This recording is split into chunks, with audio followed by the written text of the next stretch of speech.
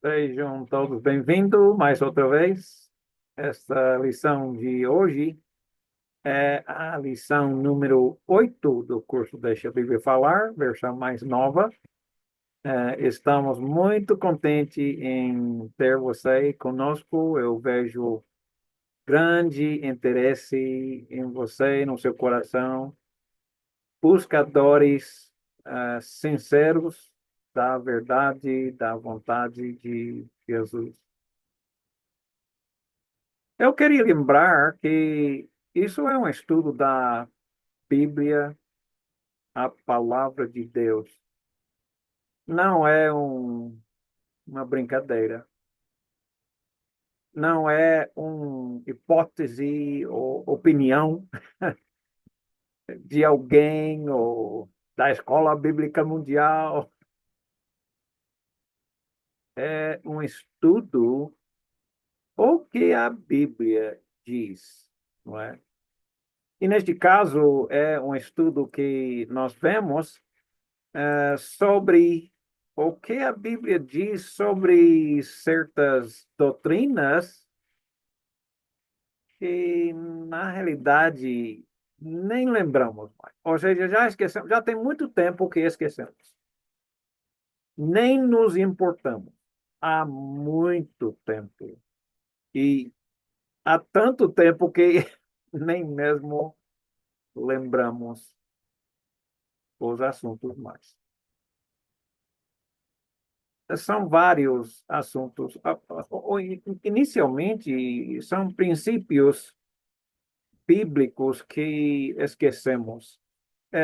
Começando nessa primeira parte sobre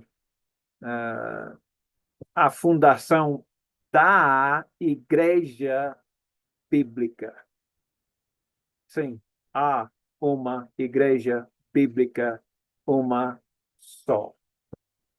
Bem, eu sei que eu estou falando muito forte, mas creio honestamente, e no fundo, você também sabe que há uma só igreja bíblica, pois há uma só verdade, não é? Então, Jesus disse, o próprio Jesus disse, eu edificarei a minha igreja sobre a fundação de que eu, Jesus, é o fundador, dono, rei, eterno sobre o povo de Deus. A igreja é dele, fundado, fundamentado sobre a identidade dele. Como Pedro tinha confessado, né? Tu és o Cristo, o ungido, eterno, rei sobre o povo de Deus. É, não há outra igreja. Não há outra. Não são duas igrejas, ou muitas. Agora, pergunta interessante e importante para perceber. Jesus, pessoalmente, começou a sua igreja? A resposta é não. Não. Ele não começou pessoalmente, pois ele equipou, preparou seus 12 apóstolos especificamente para fazer isto. Inclusive, quando Jesus estava com os 12 apóstolos, João 13, 14, 15, 16 e 17, todos estes 5 capítulos é só Jesus com os 12 apóstolos, Jesus dando seus ensinamentos finais aos 12 apóstolos, dizendo uma promessa para os apóstolos. O Espírito Santo, a quem o Pai enviará em meu nome, esse vos, os apóstolos, não você, não eu, os apóstolos, vos ensinará todas as coisas e vos fará lembrar de tudo o que vos tenho dito. Muitas pessoas tiram isso completamente fora do seu contexto, dizendo que isso é uma promessa para nós. Errado. Deixa a Bíblia falar. Ponha dentro do seu próprio contexto. Jesus deu uma promessa aos 12 apóstolos que ia ensiná-los toda a verdade. Então, foi só os 12 apóstolos. Jesus não começou a sua igreja pessoalmente. Ele ascendeu, se lembra? E os apóstolos assistiram. E Jesus disse: espera aqui em Jerusalém, pois vai receber aquele Espírito Santo que eu prometi, vai receber toda a verdade. Não a todos, mas aos apóstolos, como ele prometeu. E somente os apóstolos sabiam como Jesus queria a sua igreja. Ninguém mais sabia. Só os 12 apóstolos. Ninguém mais sabia. Nós não sabemos. A Bíblia é escrito, né, muito para nos ensinar sobre a igreja bíblica, a partir depois do dia de Pentecostes, né, quando Jesus ascendeu e os apóstolos começaram a pregar no dia de Pentecostes. Mas ninguém sabia como Jesus queria a sua igreja. Os apóstolos não fizeram muitos mandamentos, manda faça isso, não faça aquilo. Não.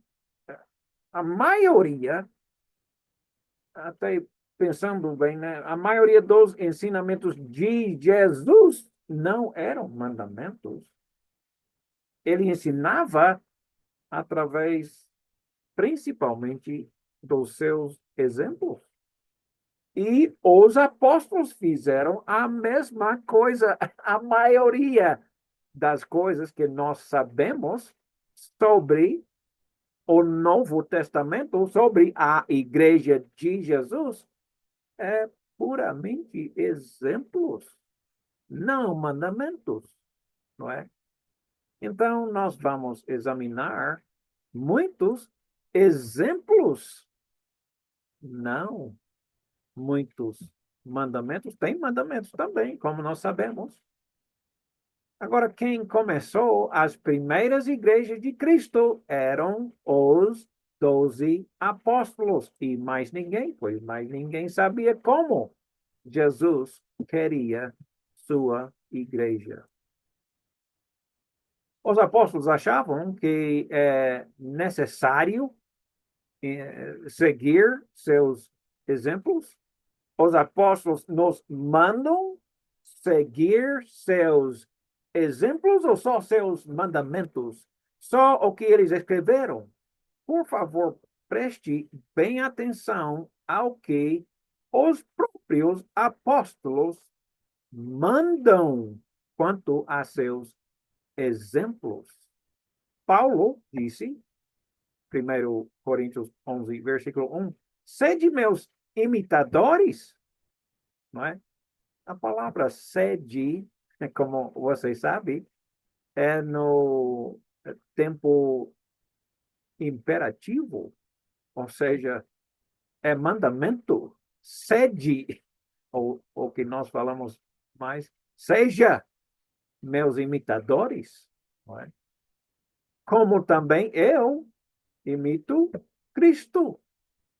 Siga meus exemplos, pois eu sigo os exemplos de Cristo, não é? De fato, eu vos louvo, Paulo falando aos novos convertidos em Corinto, de fato, eu vos louvo, porque em tudo vos lembrais de mim e preste atenção. Retendes as tradições assim como eu lhes entreguei. Paulo, neste caso, entregou os seus exemplos, as suas tradições no primeiro século. Não hoje. Ele não está dizendo para nós seguirmos as tradições do nosso século. Ele estava exigindo os cristãos em Corinto a seguir os exemplos que ele cumpriu, fez no primeiro século, naquele 2000 anos atrás. Nós temos que voltar para o início, se nós queremos seguir os exemplos, imitar, né, Paulo e Cristo. Então, Paulo gostou tanto, os elogiavam em Corinto por reter as tradições dele mesmo, que ele os entregou no primeiro século, não alguma coisa moderna. Ele está insistindo, siga os exemplos. Insistindo não é a palavra certa. Mandando, siga seus exemplos. É um mandamento, não é? E 1 Coríntios 4, versículos 16 a 21, Paulo diz: admoesto-vos, portanto, que sejais meus imitadores. Novamente, sejais. Seja imperativo, mandamento. Seja meus imitadores. E por esta causa, para você poder imitar meus exemplos, eu mandei Timóteo, que ele é fiel, amado, ele é fiel no Senhor, o qual vos lembrará os meus caminhos, não é? Os exemplos, não os seus mandamentos, os seus escritos, também, claro, mas os seus exemplos, seus caminhos, suas tradições, não é? Imitar as suas ações. Para Timóteo, lembrar vocês dos caminhos de Paulo em Cristo Jesus, como por toda parte ensino em cada igreja. Todas as igrejas a mesma coisa. Sim, eu sei que há muita área de opinião, não tem dúvida sobre isso. Leia Romanos 14, ele fala sobre isso. Apenas quando o apóstolo Paulo mostra um exemplo para nos imitar, devemos o quê? Isso não importa. É isso? Não é? É a maioria das pessoas, das igrejas, praticam exatamente isso. Isso não importa. Deus não importa com essas coisas. Seja meus imitadores, bem como eu mostrei, não é? Como eu ensino e pratico em todo lugar, todas as igrejas, cada igreja, mesma coisa. Não é? Agora, por favor, preste bem atenção. Se não seguirmos os seus exemplos, o que nós devemos esperar? O que devemos esperar? Devemos ser elogiados? Paulo nos mandou, como já vimos várias vezes. Siga meus exemplos, meus caminhos, minhas tradições. E se eu não gostar e não seguir, tudo bem, né? Perdão? Graça? Você está disposto a deixar a Bíblia falar ou não? Por favor, deixa Paulo dizer o que você deve esperar se não gostar dos exemplos dele. Veja, 1 Coríntios 4, novamente, capítulo 4, versículo 18 a 21. Alguns em Corinto se ensoberbeceram, ficaram orgulhosos, não é? Eles não gostaram dos exemplos de Paulo. Ensoberbeceram, como se eu não tivesse de ir convosco, ir ter convosco, ir visitá-los. Mas em breve irei visitá-los, se o Senhor quiser, e então conhecerei não a palavra, mas o poder dos ensoberbecidos, dos orgulhosos, porque o reino de Deus não consiste em palavra, mas em poder. Opa, o que é que estes orgulhosos devem então esperar quando Paulo chega pessoalmente? Eles devem esperar o quê? Ah, Deus não se importa com essas coisas. Não, desculpe, não é isso.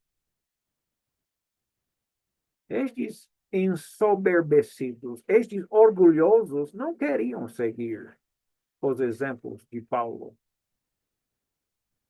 Ah, então, Paulo diz: Eu vou visitar vocês pessoalmente e você vai receber o quê? O que vocês preferem? Paulo diz. Que eu for visitá-lo com uma vara ou com amor e um espírito de mansidão?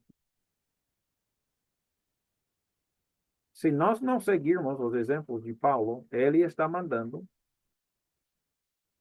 Então, quando ele nos julgar, quando seremos julgados, ou nós vamos receber uma vara, ou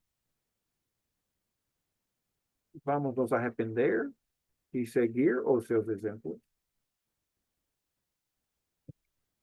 Eu pergunto a você, você quer receber no juízo uma vara ou um espírito de amor e mansidão? Graças a Deus que os coríntios se humilharam e eles voltaram a pôr em prática as tradições, os caminhos, os exemplos do apóstolo Paulo, e por isso ele escreveu a segunda carta com espírito de mansidão e amor. Não é? Nós temos que estar preparado. Na minha infância, se eu desobedecia a minha mãe, ela me mandou ir para aquele pé de pêssego e tirar a minha própria vara para eu ser castigado.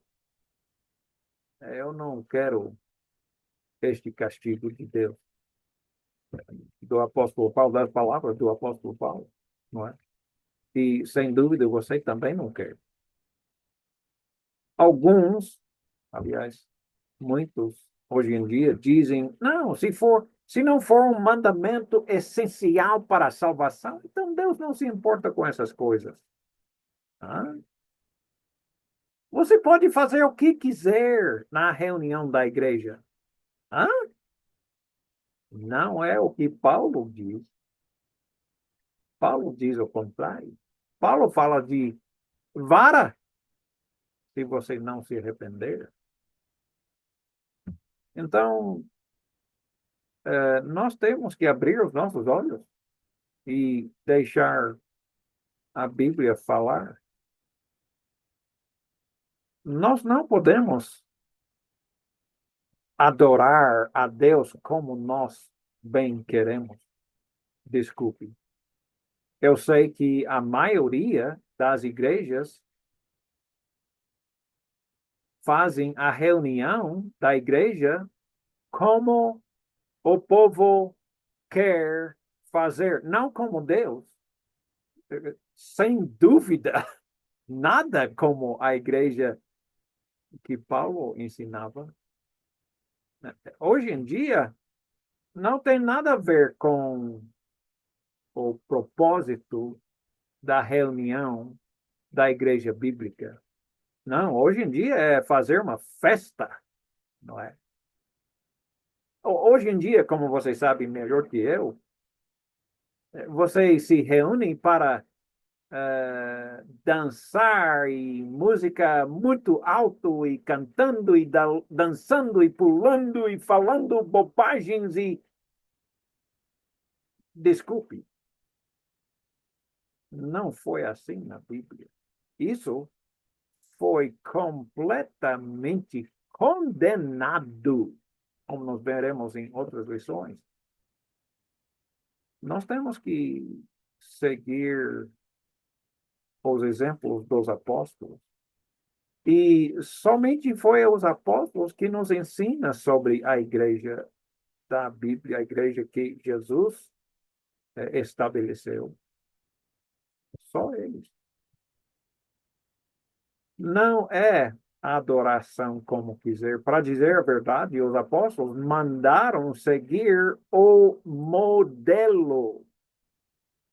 Filipenses 3, 17 a 19, Paulo diz, irmãos, sejam imitadores meus, novamente, é o quê? Terceira vez ou quarta vez. Observai os que andam segundo o modelo que tendes em nós, os apóstolos. Pois muitos andam entre nós, dos quais repetidas vezes eu vos dizia, agora eu digo chorando. Eles são inimigos de Cristo, da cruz de Cristo. Inimigos, diz a Bíblia, diz Paulo. Fingem ser cristãos? Não são.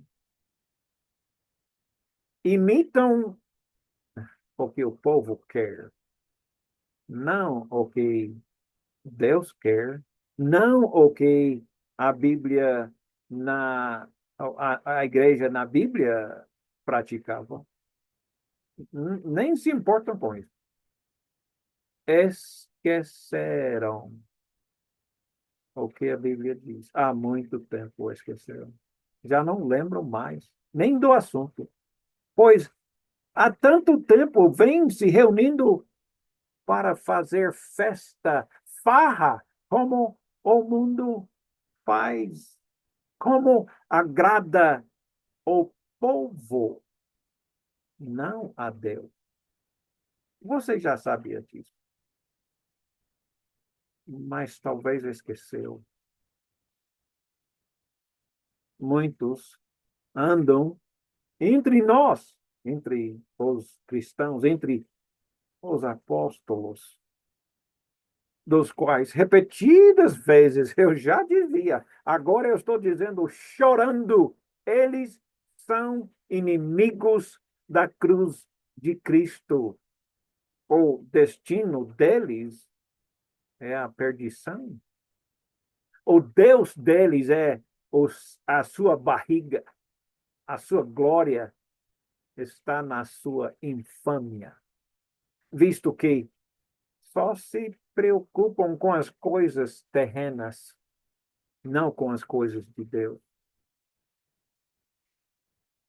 Em vez de fazer uma reunião bíblica para edificação, ou seja, para ajudar pessoas a serem mais como Jesus e menos como o mundo, eles se fazem mais como o mundo e menos como Jesus. Que vergonha! Esquecemos? Sim, nós podemos ver que esquecemos. É muito triste. Eu sei que é muito triste. Eu sei que eu estou machucando você. Eu não quero machucar. Me perdoe, honestamente. Não é eu falando. Deus é que está dizendo: siga os exemplos, o modelo dos apóstolos. Os que não aceitam não são amigos de Cristo, inimigos de Cristo. Vão para a sua perdição, diz a Bíblia. O que devemos fazer com as pessoas que rejeitam fazer o que a Bíblia manda? Rejeitam seguir os exemplos, tradições, os caminhos dos apóstolos. O que devemos fazer com eles? Romanos 16, 17 a 18. Eu rogo-vos, irmãos, que noteis bem aqueles que provocam divisões e escândalos em desacordo com a doutrina que aprendestes. Afastai-vos deles. Oh, e isso me parece muito severo.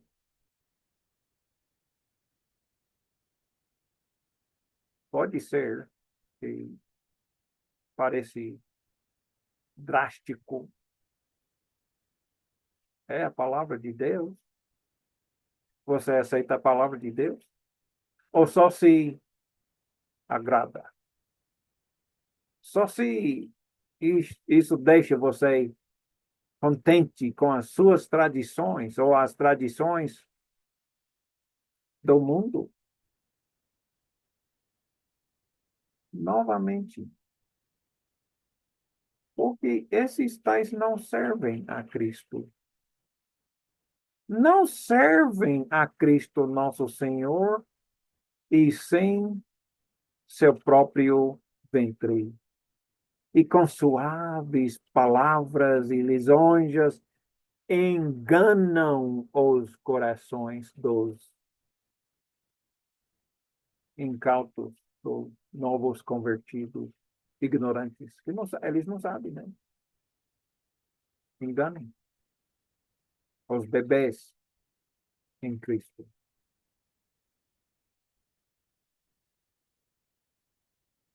Isso é chocante.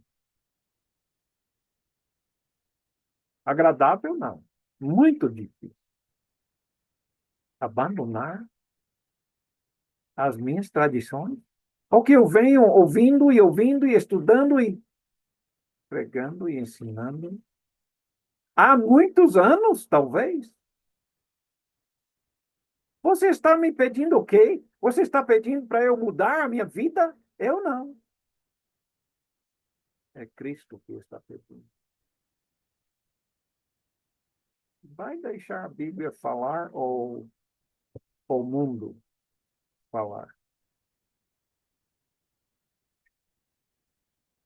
Eles estavam mudando as práticas, os ensinos, o modelo. E Paulo disse: eu me admiro de que estejais passando tão depressa daquele que vos chamou na graça de Cristo para outro evangelho, o qual não é bem outro, é que alguns estão perturbando vocês e querendo, escuta, perverter o evangelho de Cristo. Perverter o evangelho de Cristo.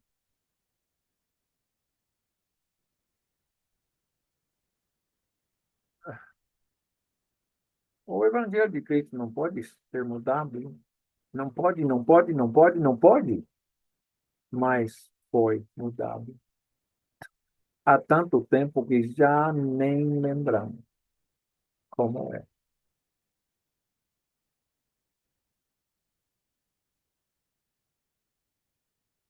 Escuta, Paulo diz,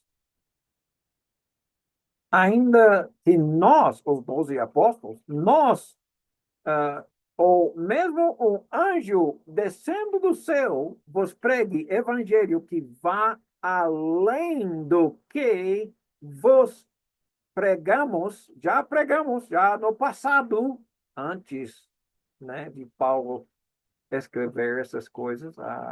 aos Gálatas, ok, no ano 60, que seja anátema, condenado ao inferno. Mesmo se for um dos apóstolos, ele disse. Ou um anjo descendo do céu dizendo: Ah, esquecemos, temos que falar mais alguma coisa. Não, não. Desculpe, não é assim. Nós não mudamos o que os apóstolos ensinaram no primeiro século. Desculpe, não pode ser mudado, nem mesmo por um dos apóstolos, nem mesmo por um anjo que desce do céu. Ninguém. Paulo já tinha dito isso antes. Agora ele diz de novo. E agora ele diz, assim como eu disse, agora eu repito outra vez. Se alguém vos pregue evangelho que vá além daquele que recebestes, que seja condenado, anátema. Jesus disse, quem crer e for batizado será salvo. Quem não crer será, mesma palavra, anátema, condenado. Condenado. Não vai para o céu, não. Não fique pensando que será salvo, não. Não será. Mudou. Mudou o modelo. Por que mudou? É porque o povo gosta. É mais divertido. É mais aceitável para o povo.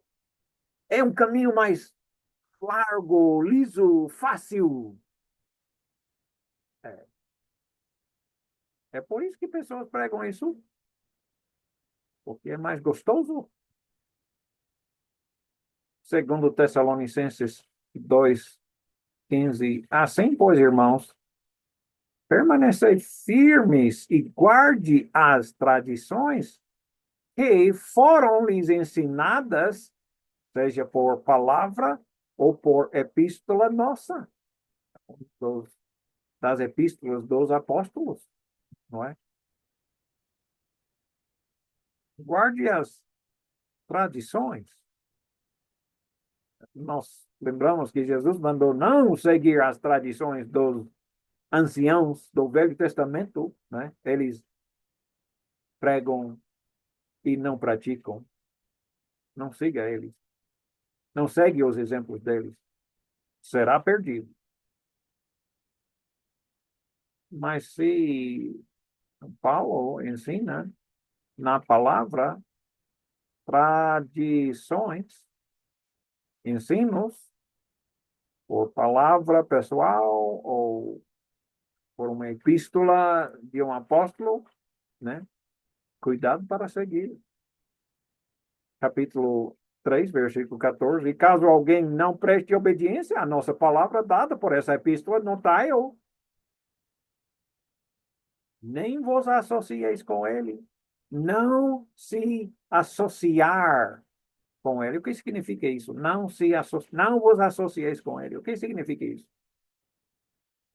Como é que alguma pessoa pode se associar com alguém?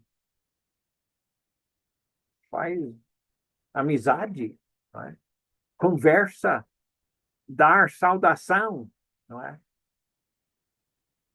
Não vos associeis com ele, para que ele fique envergonhado. Sabia que estava na Bíblia isso? Para que ele fique envergonhado. Todavia, não considere ele como inimigo, mas adverte-o como irmão. Às vezes é necessário advertir nossos irmãos, repreender, corrigir irmãos, como o apóstolo Paulo mandou. Em 2 Timóteo 1:13, Paulo diz claramente: retenha com fé e amor em Cristo o modelo, a forma, não é, da sã doutrina, ensinamentos que eu vou, que vocês ouviram de mim, não é? Tenha o modelo de sã doutrina. Você acredita nisso? Você acredita na sã doutrina ou não? Vamos jogar fora essa sã doutrina. Vamos fazer do jeito que nós queremos.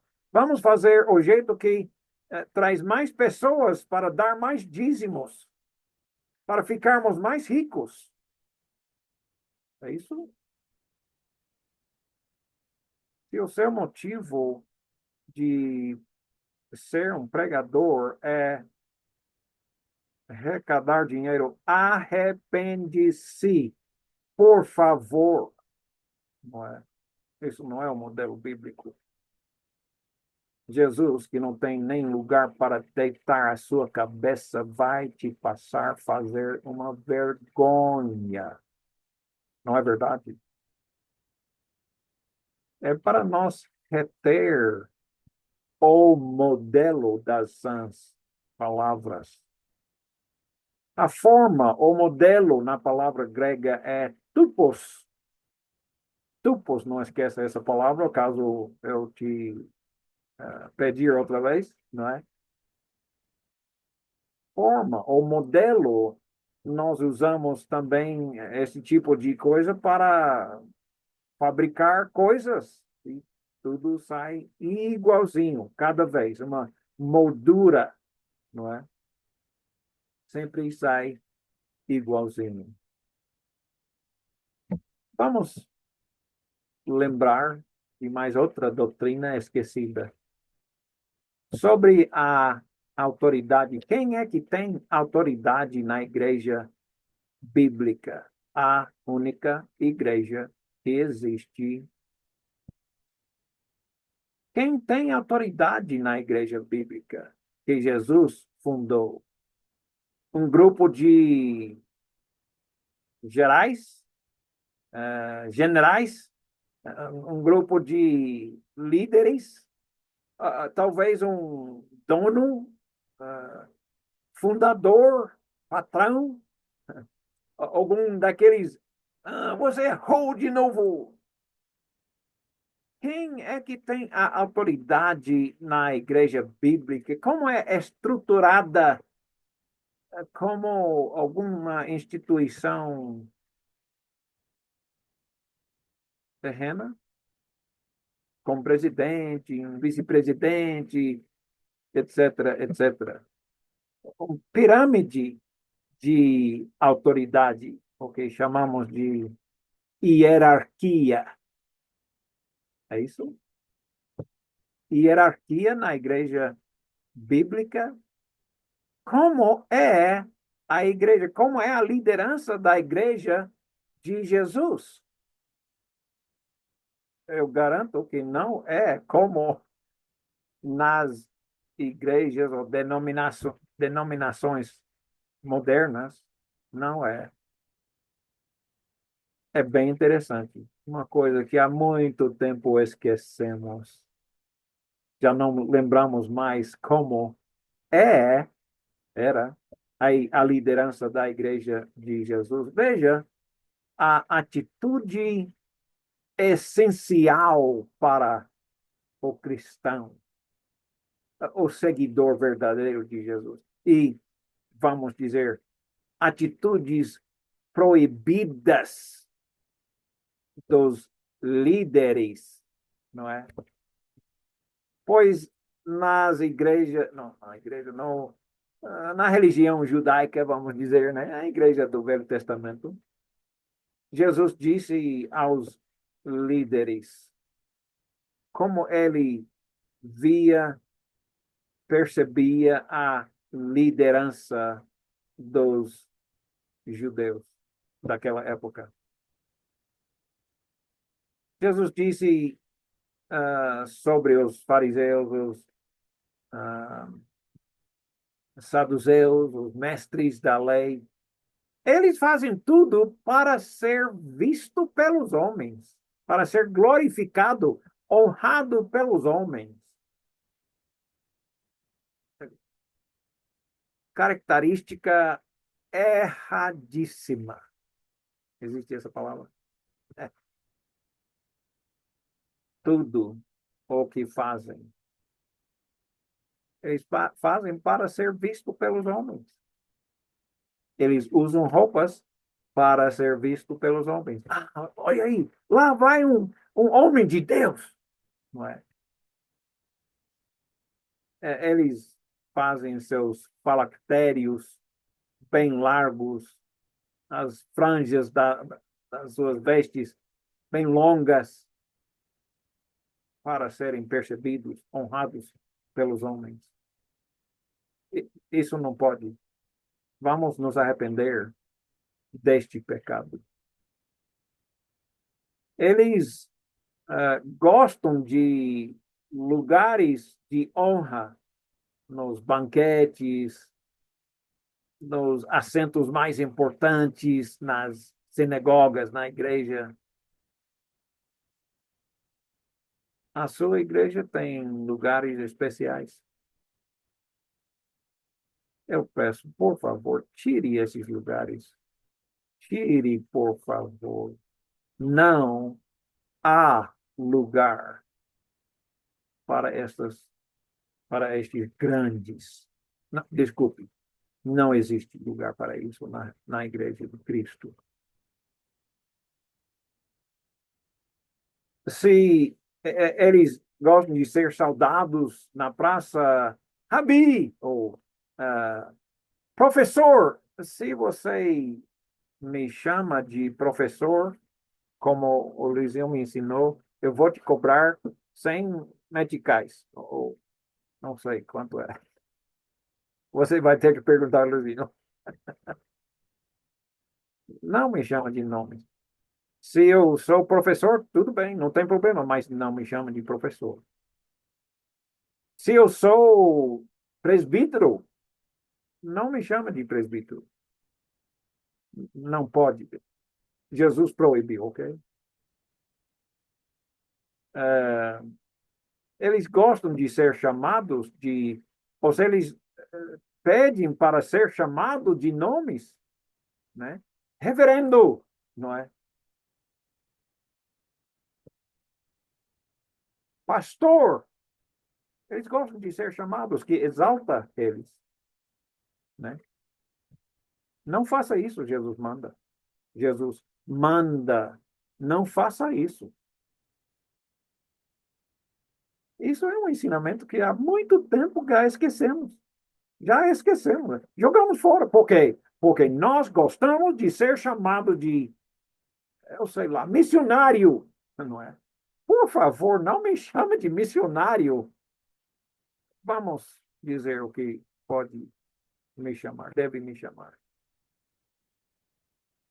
Eles gostam de ser chamados rabis. Mas escuta, o mandamento de Jesus. Mas vocês não devem ser chamados de rabis, nomes que exalta você. Não devem ser chamados rabi, simplesmente significa professor, sabe? Mestre, é quase a mesma coisa. Mestre é quem ensina, aliás, rabi é quem ensina, mestre um pouco mais. Tem discípulos, seguidores, que chama seu professor, que é mais do que um professor. Ele é um mestre, guia. Mesma coisa de guia. Não deixe ninguém chamar você de nome desse tipo. Nenhum desses tipos, ele diz. Pois todos vocês são irmãos. Se você quer me chamar de alguma coisa, pode ser Tim, ou Timóteo, ou irmão. Fora disso, eu insisto, não pode me chamar de nomes que me exalta ou exalta outros. Não, é proibido. Há quanto tempo que esquecemos estes mandamentos de Jesus? Jogamos fora, porque nós gostamos de honrar e de ser honrado. Ele diz bem claro, não é? Por que nós esquecemos? Ele diz, ele manda claramente: a ninguém na terra chama de pai. Eu sei, pode sentir inocente, inofensivo, painho, não é? Não faça isso. Ele está dizendo, não faça isso. Mesmo se for painho. Paulo chamava de Timóteo seu filho na fé, não era para exaltar ninguém, mas ele era filho espiritual de Paulo, não é? Mas não usa esses nomes, não. Pois o problema é se você começa a chamar painho, eu garanto, com o tempo vai ser pai, ou como nós muito ouvimos, padre, que é pai, papa, que é pai. A palavra de Deus foi completamente jogado fora, como se não valia nada, não é? Esquecemos. Não podemos esquecer. É mandamento. Não é a minha ideia. Eu não chama ninguém de pai. Você já tem um pai, que é Deus nos céus. Tampouco vocês devem ser chamados de chefes. Que vergonha! Ele, ele está dizendo que é uma vergonha. Eu não. É uma vergonha. Pois você já tem um Cristo, um chefe. É o Cristo. Se quer chamar alguém de chefe, tudo bem. É o Cristo. Não é? E o maior entre vocês será servo. Será servo. Quer ser grande? Humilhe-se. Se lembra de João capítulo 13? Jesus se fez servo e lavou os seus pés e mandou: está vendo o que eu fiz? Faça assim vocês também. Não estava nos ensinando a lavar pés, estava nos ensinando a se humilhar, ser um servo e não um chefão, um poderão, um líder. O maior entre vocês deve ser o servo. Pois todo aquele que a si mesmo se exaltar será humilhado. Quer ser humilhado. Quando chegar o dia do juízo, quer ser exaltado? Muito bem, se faça servo. Se humilhe. Se humilhar. Uau! Todo aquele que se humilha será exaltado. Não vamos esquecer os mandamentos de Jesus, como vemos esquecendo. Há séculos esquecendo. A igreja bíblica não tem roupas especiais. Nós não temos assentos especiais. Não, não existe isso na igreja. Não existe claro e lego. Não existe membros e chefões. Desculpe, não existe isso na Bíblia, na igreja bíblica. Jesus é o nosso único chefe. E nós somos todos o quê? Irmãos. Esquecemos. Como podemos esquecer coisas tão fundamentais?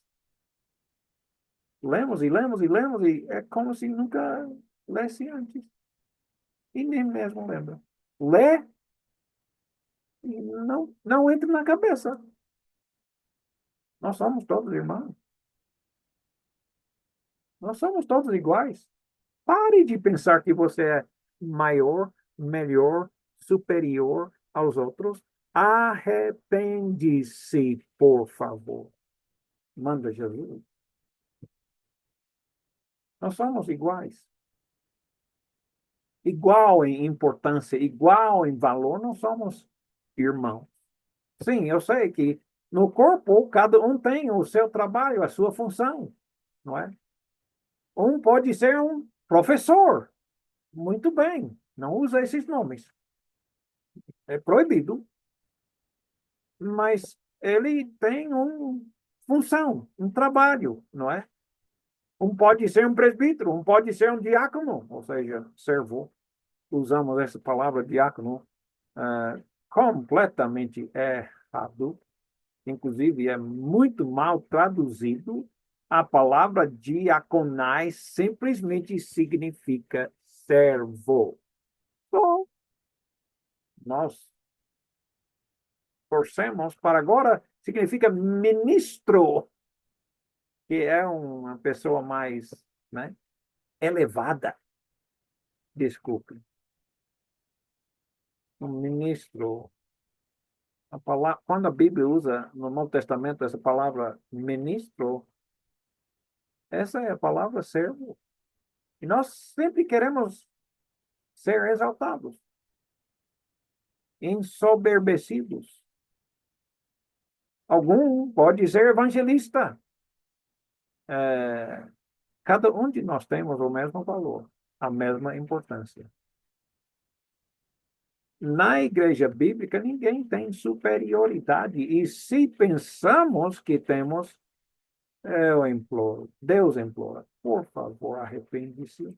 Não é assim, nunca foi assim.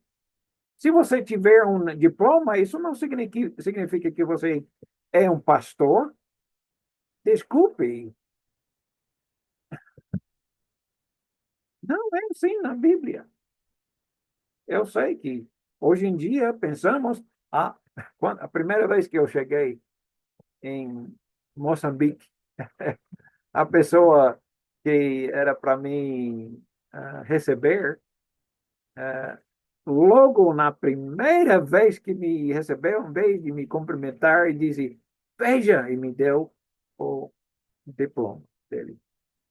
Eu sou pastor legítimo. Oh, eu fiquei chocado. Quem não fez pastor legítimo? Um diploma? Desculpe.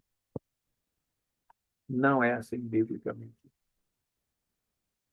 Ou você é superior, pois tem mais idade ou mais tempo na fé? Talvez você é o pastor nacional. Agora você tem muito poder. É isso. O país é que conceda superioridade na igreja. Ah, ah. Pastor presidente nacional. Desculpe, não é bíblico. Não é bíblico. Jesus é o nosso chefe. Você é quem?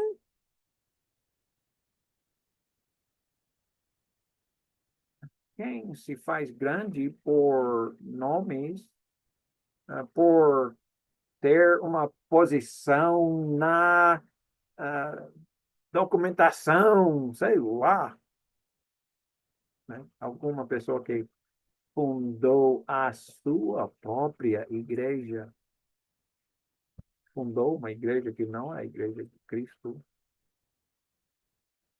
Cristo fundou a sua própria igreja.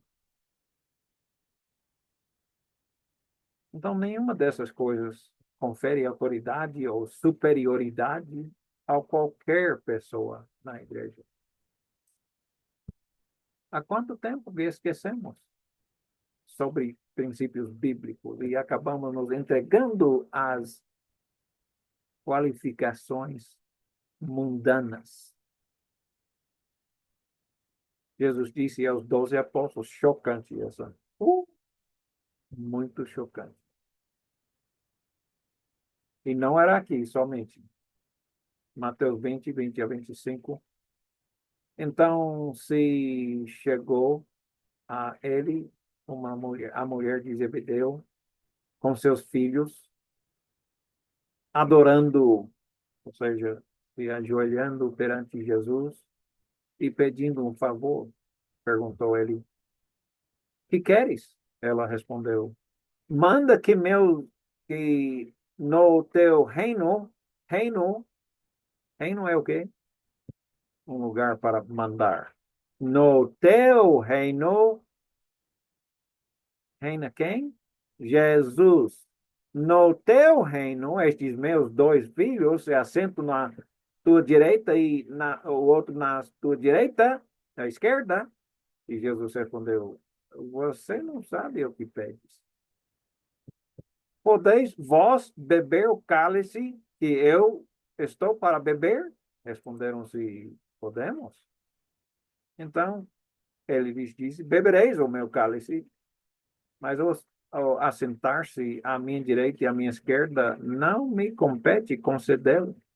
Porém, para aquele a quem está preparado por meu Pai. Ora, ouvindo isso, os 10 se indignaram contra os dois, né?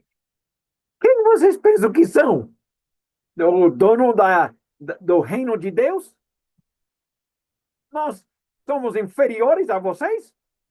Eu só posso imaginar a discussão e repetia e repetia e repetia entre os 12 apóstolos. Uau! Então Jesus deixou bem claro. Chamou-os dizendo: sabeis que os governadores dos povos dominam, que os maiorais exercem autoridade sobre eles. Não é assim entre vós. Não é assim entre vocês, 12 apóstolos. Não é assim. Não vai dominar. Não vai governar. Não vai. Está pensando o quê? Não é assim entre vós. Pelo contrário, quem quiser tornar-se grande será o seu servo. Será quem vos serve? Quem quiser ser primeiro entre vós será o vosso servo. Humilhe-se, Jesus disse aos 12 apóstolos. E não só aqui. Outra vez é mais chocante ainda.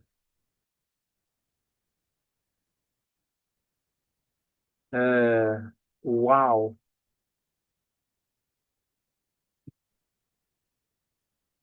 Escuta, Jesus concluiu dizendo: siga meu exemplo.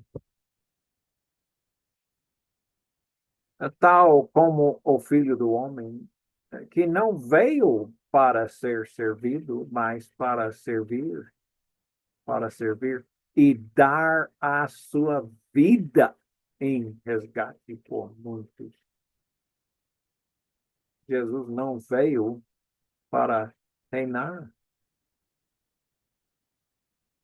veio para servir e servir até a morte. E foi exatamente o que fez.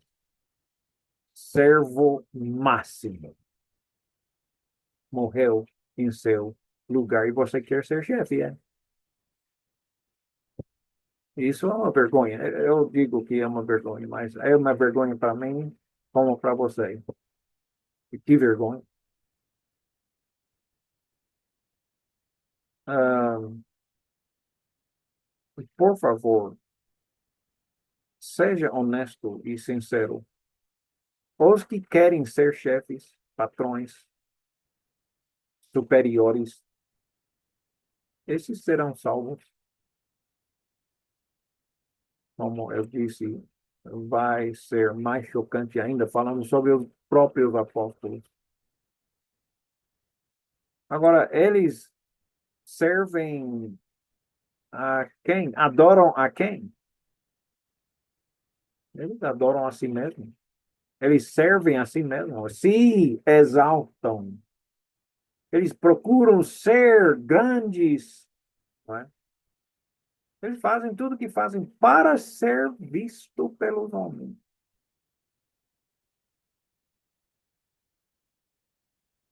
Infelizmente, quem faz isso já recebeu seu galardão. Já recebeu. Eles não vão receber nenhum outro galardão. Quando chegar o dia do juízo, não tem galardão, não. Já receberam um galardão. A honra do povo. Eles já receberam. Não serão salvos. Alguns adoram honra e glória dos homens. Outros adoram riquezas. É, Jesus mesmo disse, em Mateus 6:24, não pode servir a Deus e as riquezas. Não pode. Nós esquecemos isso. Nós pensamos que pode. Jesus diz que não pode. Nós até acreditamos, pode sim. Pode ser rico e seguir Jesus ao mesmo tempo. Né? Não é uma questão bem de ser rico, é uma questão de servir riquezas, não é? Servir as riquezas. Pessoas hipócritas não serão salvas.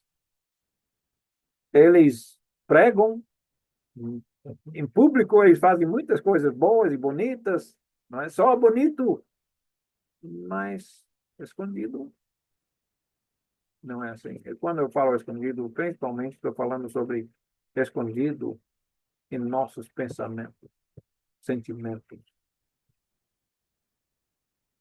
Por fora, né, muito bonito, mas por dentro são hipócritas. Eles não serão salvos. As pessoas que não se humilharem não serão salvos. Outra vez, os 12 apóstolos estavam brigando entre si quem é o maior entre eles. Jesus já tinha repreendido eles quantas vezes? Literalmente, várias vezes. Aí Jesus pegou uma criança, colocou no meio dele e disse: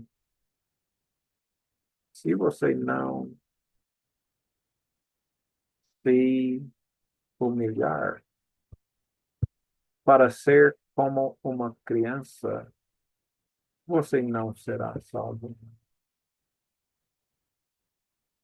Se você não se humilhar como uma criança, você não será salvo. Ele falou isso para os 12 apóstolos.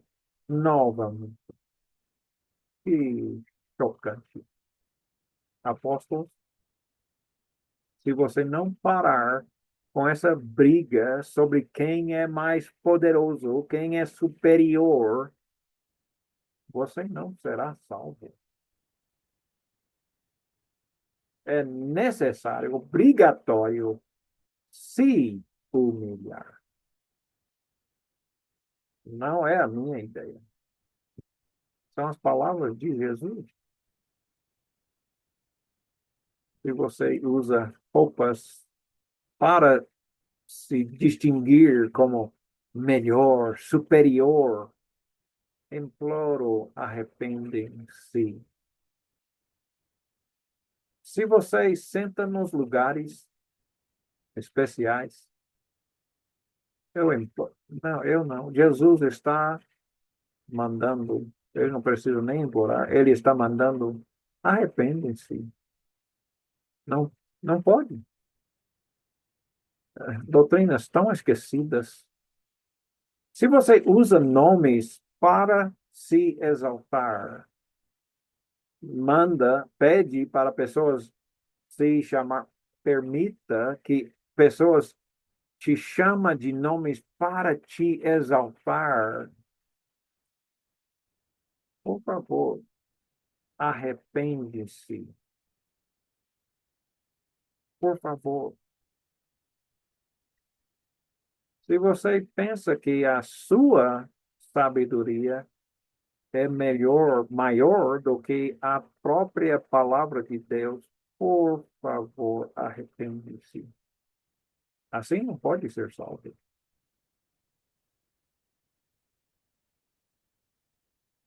Existe 45.000 denominações, igrejas diferentes, cada um mais orgulhoso do que o outro. Pensando que a sua sabedoria excede a sabedoria de todos os outros, quando a única sabedoria que importa é o que Deus nos ensina, que o servo Jesus nos mostra, não é mesmo? Eu não sei se você tem pensamentos imundos. Eu, pessoalmente, tenho um grande desafio com isso, constantemente. Ira, ah, sensualidade, ah, pensamentos de raiva, orgulho. Me perdoe. Não podemos ter pensamentos assim. Nós temos que nos amadurecer e ser homem espiritual para nos humilhar. E ter pensamentos claros, justos, bons. Ah, sabe, muitos perseguem os que falam a verdade. Os fariseus, escribas, os líderes mataram, castigaram os profetas enviados por Jesus, por Deus. Não podemos perseguir. Estou pedindo para você não me perseguir. Eu mereço ser perseguido, eu posso admitir isso, pelo menos. Mas nós não podemos perseguir os que falam a verdade. Não podemos ser como dominadores, mandões na igreja. O próprio Jesus proibiu isso dos 12 apóstolos. Não podemos fingir que somos seguidores em público e depois em secreto ser desobedientes. Não podemos. Esses tais não serão salvos. São palavras fundamentais que já há muito tempo esquecemos. Jesus chamou de hipócritas, fingidores. Sim, existe. Talvez na sua reunião de igreja tem lugares especiais, lugares de honra. Mas na igreja bíblica não existe isso. Eu estou pedindo, arrepende-se disso. Existe na maioria, quase absoluta das denominações, uma pirâmide de autoridade, uma hierarquia, uma pirâmide de superioridade. Desculpe, não existe isso na Bíblia. É proibido. Proibido. Jesus é nosso cabeça. Jesus é a cabeça da igreja. Vem dele de todas as determinações, todos os mandamentos. É ele que autoriza, inspirou os apóstolos a escreverem o Novo Testamento bem como ele queria. E preste atenção, né? Atos capítulo 2, versículo 42, eles perseveravam na doutrina dos apóstolos, né? Na doutrina dos apóstolos. Quem então é a liderança da igreja bíblica? Como é que a igreja é organizada? No Novo Testamento, nós temos várias palavras, especificamente bispo, presbítero e pastor. Três termos diferentes, mas que representam o mesmo grupo, a mesma função. Como vemos em Atos 20 e versículo 17, quando Paulo mandou chamar os presbíteros da igreja de Éfeso para encontrar com ele. Depois, em versículo 28, falando aos presbíteros, cuidem de vocês mesmos e todo o rebanho sobre o qual o Espírito Santo os colocou como bispos, pastores, presbíteros, e para pastorear a igreja de Deus. Três termos para significar um grupo só, mas três explicações ou termos. Primeiro, nós vemos bispos. Um bispo, nós devemos traduzir essa palavra, só que nem a tradução serve. Veja, a tradução é supervisor, não é? Só que quando nós usamos a palavra super, nós temos em nossa mente patrão. Desculpe, aqui não fala nada sobre patrão, fala sobre um vigia, não é? Vem do pastor, do ambiente linguística de pastor, pois ele fica super, ou seja, mais alto do que os outros, para poder ver claramente. Super ver. Super não mandar, mas supervisionar, né? O pastor fica um pouco acima das ovelhas para poder ver se tiver algum leão, lobo, não é? Ele é super porque ele é mais alto para poder enxergar direito, não é? Não tem nada a ver com o que nós entendemos de supervisão, supervisionar. Não, é simplesmente ser um bom vigia, cuidar bem, né? Fica de olho, não é? Fica de olho. Presbítero é uma palavra muito simples, significa ancião. Eu não gosto da palavra ancião porque existe outra palavra na língua grega que é o velho, não é? E ficamos, não é bem o velho, não, pois isso é já outra palavra. Presbítero é um homem maduro, não é? E mais tarde nós vemos que idade, mais ou menos, idade não, mas a maturidade, não é? Nem tanto os anos, mas a espiritualidade. Então, ancião, eu não gosto dessa palavra. Existe outra palavra para ancião, na verdade. Homem maduro, significa homem maduro. Pastor, nós conhecemos muito bem, aquele que cuida. Nós, na nossa visão, na nossa cultura linguística, pastor significa chefe. O chefe sobre uma igreja. Não tem nada a ver com chefe. É quem cuida, não é? Pode ser um babá, não é quem cuida, quem alimenta, quem protege, como o bispo protege. Então, essas três palavras são quase iguais. Quer dizer, nós temos um grupo, mas com três nomes diferentes para definir mais claro o que é.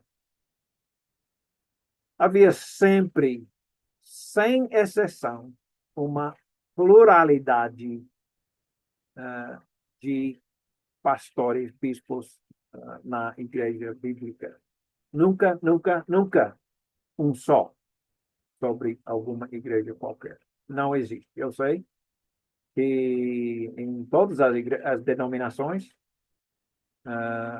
todas que eu conheço, existe só um pastor. Desculpa, mas no exemplo bíblico, no padrão bíblico, não é? Nunca existia um só sobre qualquer igreja. Nunca. Bem, nós vamos ver uma exceção daqui a pouco. Mas sempre plural.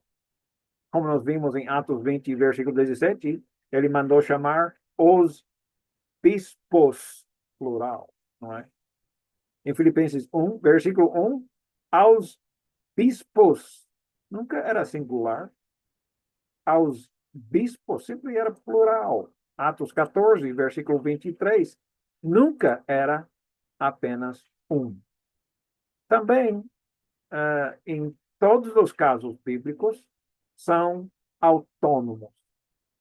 Autônomos. Isso significa que no Novo Testamento não tem nenhum exemplo de um grupo de homens exercendo qualquer tipo de supervisão, superioridade sobre mais de uma congregação.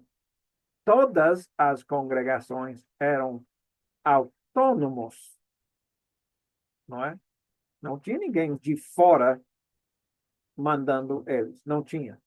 Não tinha nenhum exemplo. Se você quer seguir o modelo bíblico, claramente o modelo bíblico é autonomia. Veja uma exceção. Em 3 de João, capítulo, versículo 9 a 10, mas Diótrefes, que gosta de exercer a primazia entre eles, ele quer ser primeiro, único, ele não quer competição, ele quer ser o único, não é? Então, uma exceção.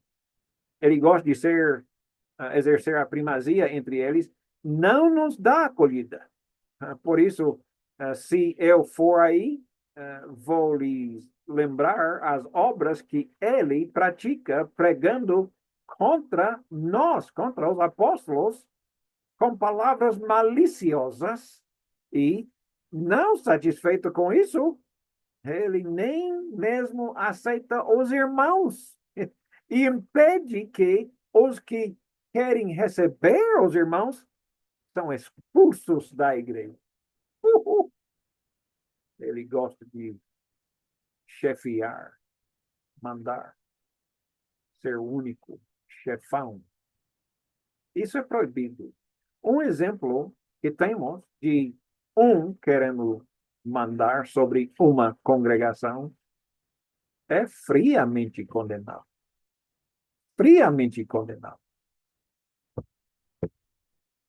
Veja que a igreja bíblica era sempre autônomo. Não tinha ninguém de fora entrando para reger sobre a igreja. Paulo disse novamente aos presbíteros da igreja de Éfeso: cuidem de vocês mesmos, de todo o rebanho sobre o qual o Espírito Santo os colocou como bispos.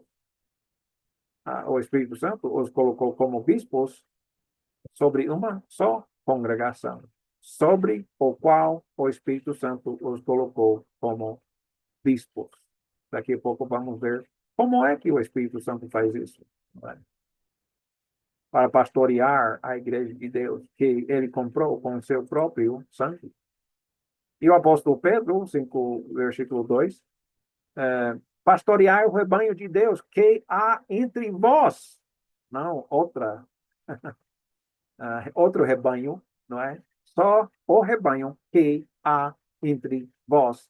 A igreja bíblica claramente era autônoma, cada congregação autônoma.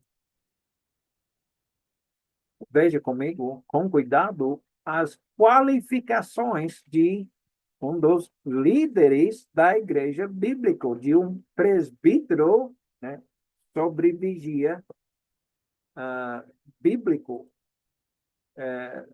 Preste bem atenção para ver se você é qualificado ou não, não é? Pois o Espírito Santo está falando essas palavras, colocando certos homens como presbíteros sobre a igreja, não é? Então, ele diz para Tito, Paulo que mandou Tito a Creta, deixei você em Creta para que pudessem em ordem as coisas restantes, bem como em cada cidade, constituísse presbíteros, conforme te prescrevi. Então, ele vai dizer como ele prescreveu, ele já foi determinado. Não fica pensando que não sabe quem é, ele já tinha prescrevido. Alguém que seja irrepreensível. Irrepreensível. Uau! Irrepreensível. O que significa isso? Isso significa que ele nunca errou? Ou não erra de vez em quando? Eu espero que não, porque senão, eu garanto, não há ninguém qualificado. Não há ninguém e não haverá ninguém. Bem, vamos observar a expressão irrepreensível. Jesus disse em Mateus 18, versículo 15 a 17, se seu irmão pecar, vá, fala com ele. Não é? Se você pode ir para seu irmão para repreendê-lo,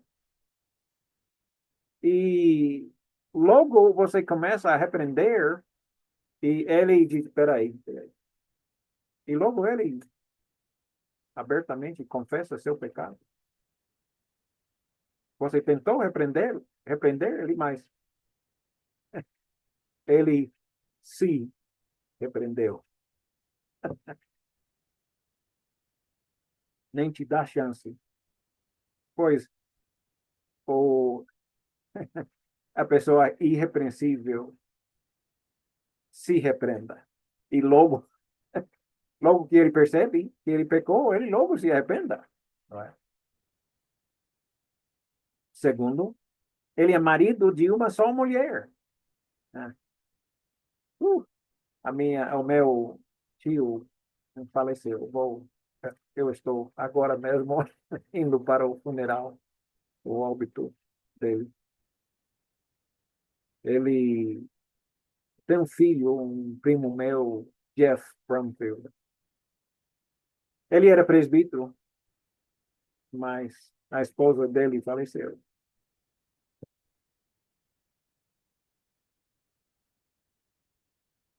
Ele mora longe, eu não conheço bem ele. Mas meu irmão me mostrou ontem, será anteontem agora, uma foto dele com a sua esposa,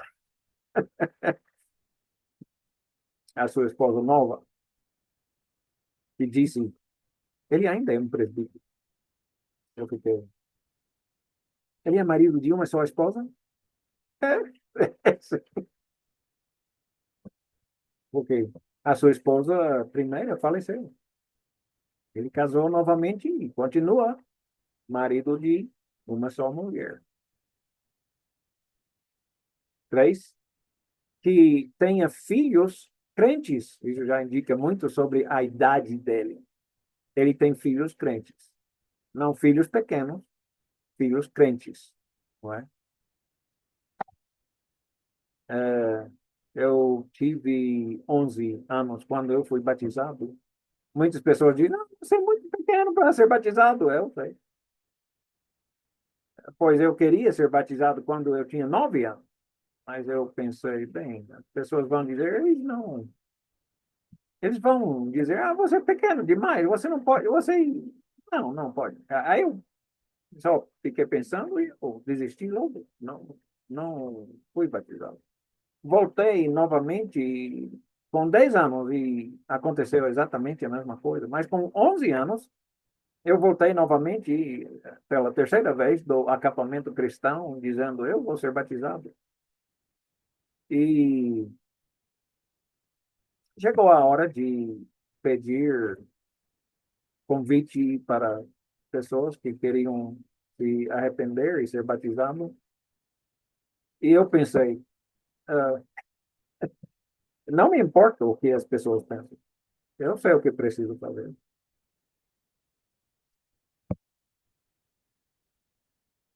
Aí meu pai me batizou naquele dia.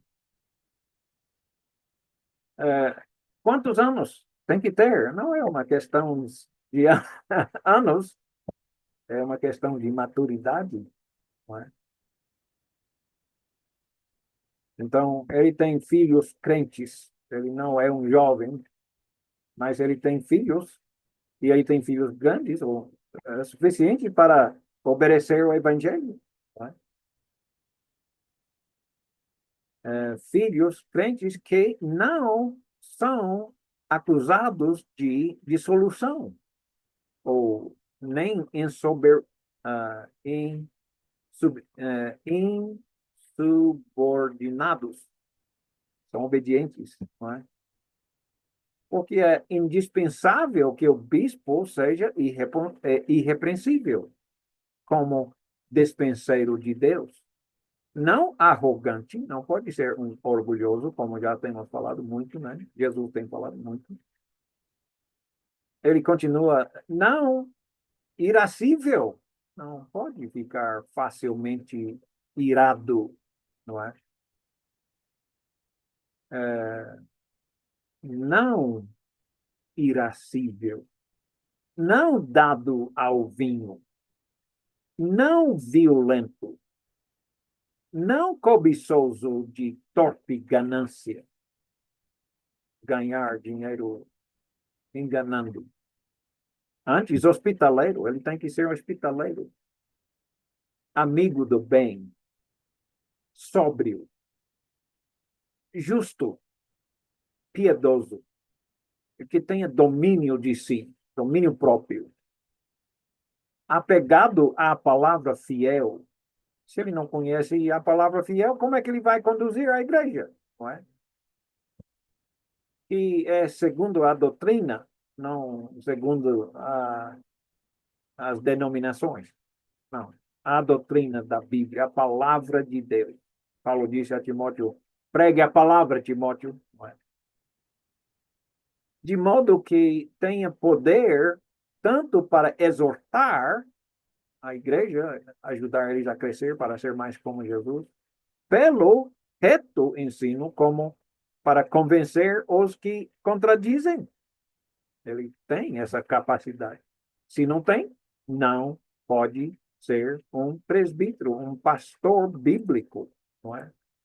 Também a Timóteo, e a Timóteo ele escreveu a mesma coisa, quase a mesma coisa. Fiel é a palavra. Se alguém aspira ao episcopado, excelente obra almeja. É necessário, portanto, que o bispo seja irrepreensível, esposa de uma só mulher, temperante, sóbrio, modesto, hospitaleiro, apto para ensinar. Ele conhece muito bem a palavra. Ele ensina bem a palavra.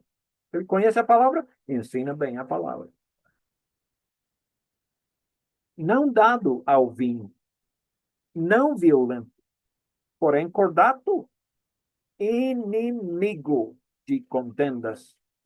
Ele não é avarento, é que governa bem a sua própria casa, criando os seus filhos sob disciplina, com todo respeito. Deixe-me falar um pouco da minha opinião aqui. Como você pode ver, é essencial ensinar seus filhos. Se não ensinar seus filhos, jamais eles serão aceitável para vocês ser um dos presbíteros, pastores da igreja. Não pode, não pode, não pode. Então, tem que governar bem, mas existe mais do que corrigir, punir, disciplinar. Se não sabe amar também, para governar bem, se seu governar é somente mandar, castigar, punir, criticar, não é? Você não sabe governar, não sabe. Pois quem sabe criar filhos, sabe amar muito bem. Não é? Ele sabe amar, elogiar, motivar, não é? Encorajar, tanto como ensinar, treinar, equipar, corrigir, disciplinar, não é? Tudo isso, um equilíbrio bíblico em tudo isso. Assim, eles têm respeito, não é? Ele continua, pois se alguém não sabe governar a sua própria casa, como é que ele pode cuidar da igreja de Deus? Não pode. Se alguém não sabe governar bem a sua própria casa, como ele pode cuidar da igreja de Deus? Ele não tem filhos bons. Ele não é, não pode ser um presbítero, um pastor bíblico da igreja. Não pode. Que ele não seja neófito, recém-convertido. Não pode. Pois é fácil para o recém-convertido se ensoberbecer, não é? É muito fácil. Oh, eu poderia lhe contar tantas histórias tristes, mais tristes, de pessoas que imporam as mãos cedo demais, não é? Não, eram neófitos, não sabiam e acabaram se ensoberbecendo, ficando orgulhoso e acaba incorrendo na condenação do diabo. Uh, Estávamos na reunião na Escola Bíblica Mundial hoje, foi justamente isso que aconteceu. E todos nós concordamos, em todos os casos nós vemos pessoas que, né, foram, né, imposto as mãos antecipadamente e eles se ensoberbeceram e acabou expulsando eles, pois não valia mais nada. Ensoberbecido e incorre na condenação do diabo. Pelo contrário, é necessário que ele tenha bom testemunho dos de fora, não é? De fora da igreja tem que ter uma boa reputação, não é? A fim de não cair no opróbrio e do laço do diabo. Um jovem pode ser pastor? Não. Biblicamente, não. Um solteiro pode ser um pastor? Biblicamente, não. Um homem que não tem filhos crentes pode ser um pastor? Não, não, não pode. Sabe, o denominacionalismo tanto estragou a igreja bíblica. Estragou. O denominacionalismo alterou a forma, o padrão, o tupos do cristianismo primitivo. Alterou tanto, tanto, tanto. O denominacionalismo, igrejas fundadas por homens, não por Deus, não por Jesus, destruiu a simplicidade da igreja primitiva, transformando-a numa instituição puramente humana, não bíblica, não é? A razão dessas alterações está no fato do denominacionalismo funcionar com base em autoridade humana. Quem fundou a sua igreja? Quem é o fundador? Quem é que escreveu as regras, leis, o credo da sua igreja? Foi homem ou foi Jesus? Há uma só igreja. Não são 2 ou 45 mil. Isso é puramente humano. A razão dessas alterações está no fato do denominacionalismo funcionar sobre autoridade humana. Hoje em dia nós temos o que se chamam de profetas modernas, ou apóstolos, ou sei lá, bispos, né? Eles se dão cada nome. Mas eu queria perguntar, existem profecias modernas? Novas revelações? Veja o que o apóstolo Paulo disse. Gálatas 1, 6 a 9. Admira-me de que estáis passando tão depressa daquele que vos chamou na graça de Cristo para outro evangelho, o qual não é outro, senão que há alguns que vos perturbam e querem perverter o evangelho de Cristo. Mas ainda que nós, ou mesmo um anjo vindo dos céus, vos pregue evangelho que vá além do que vos temos pregado, seja anátema, condenado ao inferno para sempre.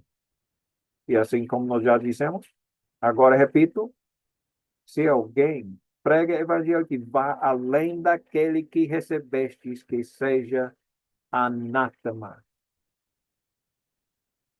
Os seguidores de Jesus no primeiro século não autodenominaram, como nós observamos nas igrejas de hoje, não se deram um nome para se distinguir de todas as outras igrejas, não é? Muito pelo contrário, isso é o que nós chamamos de divisão, né? Facção. Mas qual era a igreja de Paulo? Pedro frequentava que denominação? Hã? Tiago foi de que igreja? Foi da igreja metodista? Batista, não batista, não, era para ser batista. Católica, protestante, pentecostal. Qual foi a igreja deles? Nenhuma dessas. Eles eram apenas discípulos de Cristo, simplesmente cristãos. É possível hoje ainda ser simplesmente cristãos? Em Atos 11, versículo 26, diz que eles foram pela primeira vez chamados de cristãos em Atenas, não é? Cristãos, simplesmente cristãos. Imagina como se fosse nós hoje. Eu quero saber se é verdade que nós podemos ou não ser simplesmente cristãos.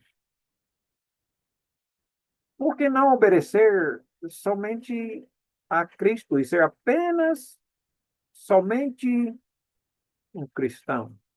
Nada mais, nada menos.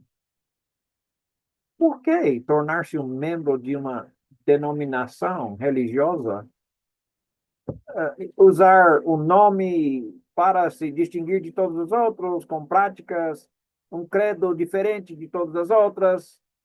Por quê? Por que aceitar o credo sem ser somente o Novo Testamento? Por quê? Nós temos que restaurar a igreja na Bíblia. Temos que restaurar a igreja bíblica. Restaurar é o que mesmo? Um esforço para voltar à igreja bíblica. A palavra restauração significa, né, lutar para voltar ao estado original. Bem igualzinho, não é? O apelo de restaurar é para que façamos a tentativa de recuperar o sonho de Jesus em prol da unidade entre todos os que creem. Unidade, que todos sejam um Pai, como ele disse, né, em João 17. Nós temos que lutar. O verdadeiro fundador, construtor da igreja é Jesus. Será que as igrejas cristãs dos dias atuais estão comprometidos a fazer as coisas do jeito que a Bíblia diz que deve ser feito? Você está comprometido também? Então, eu imploro, não é? O que você vai fazer com essas lições? Vamos sair dessa aula e continuar a mesma coisa. É isso que você vai fazer? Sair e esquecer? É Jesus que está pedindo. Se não, tudo bem. Não precisa ouvir a mim. Mas se é de Deus, se é de aquele que você diz que é seu Senhor, eu imploro. Não, eu preciso implorar. Ele que manda. Siga Jesus, como você já se comprometeu a fazer. Você vai estudar mais e mais e continuar a seguir exatamente como a Bíblia ensina? Irá fazer o que a Bíblia diz que deve ser feito? Qual é o verdadeiro custo de você ser um verdadeiro seguidor de Jesus? Vai ser barato a custa? Vai ser pouca? Vai ser confortável? Eu creio que não. Sim, eu sei que estou pedindo muita coisa. Eu não. Deus está pedindo. Talvez você tenha muitas pessoas que não